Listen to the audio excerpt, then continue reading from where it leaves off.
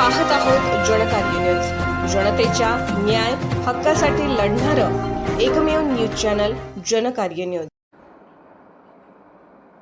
इस्लामपुरात अण्णाभाऊ साठे पुतळ्यासाठी टक्कर मोर्चा आंदोलन, 3 तरुण जखमी। सांगली जिल्ह्यातील इस्लामपूर शहरात लोकशाहीर अण्णाभाऊ साठे यांच्या पूर्णाकृती पुतळ्याच्या मागणीसाठी टक्कर मोर्चा आंदोलन छेडण्यात आले। या आंदोलनात तीव्र संताप व्यक्त करत 3 तरुणांनी आपले डोके फोडून रक्त सांडले व प्रशासन तसेच लोकप्रतिनिधींचा तीव्र निषेध केला। आम्ही आमचे रक्त सांडले, आता पुतळा उभा राहिला नाही तर फास लावून घेऊ असा थेट इशाराच आंदोलनकर्त्यांनी दिला आहे। गेली 30-40 वर्ष अण्णाभाऊ साठे यांच्या स्मारक व पूर्णाकृती पुतळ्याची मागणी होत आहे, मात्र प्रशासन व लोकप्रतिनिधींकडून सतत दुर्लक्ष होत असल्याचा आरोप कार्यकर्त्यांनी केला। 1 ऑगस्ट रोजी जयंती महोत्सव समितीने तहसीलदार कचेरी चौकात अर्धपुतळा बसवला असून या ठिकाणी कायमस्वरूपी पूर्णाकृती पुतळा बसवावा अशी मागणी होत आहे।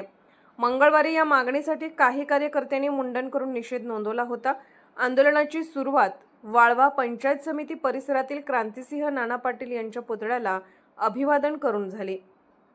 शहरातील प्रमुख मार्गावरून टक्कर मोर्चा निघून तहसीलदार कचेरी चौकात पोहोचला। यावेळी परिसरात मोठा पोलीस बंदोबस्त तैनात करण्यात आला होता। अण्णाभाऊ साठे यांचा पुतळा पूर्णकृत बसावा यासाठी या इस्लामपूर शहरातील प्रशासनाला आम्ही निवेदनाद्वारे आम्ही टक्कर मोर्चाचं आवाहन केलं होतं, तरी देखील या प्रशासनानं कसल्याही प्रकारे आमच्या टक्कर मोर्चाला त्यांनी कसल्याही प्रशासनानं दखल घेतली नाही। मी एवढंच सांगतो की प्रशासन जर आमची काही वाट बघत असेल की आमच्या एखादा मावळा लोकशाहीर अण्णाभाऊ साठे यांचा पुतळा बसण्यासाठी एखादा जावा, तर ती देखील आमची तयारी आहे।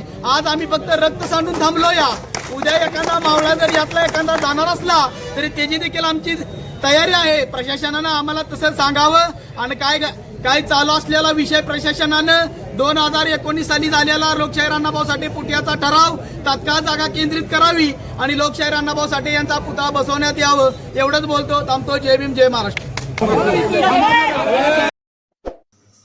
जनकार्य न्यूजला लाईक करा, शेअर करा आणि सबस्क्राईब करा।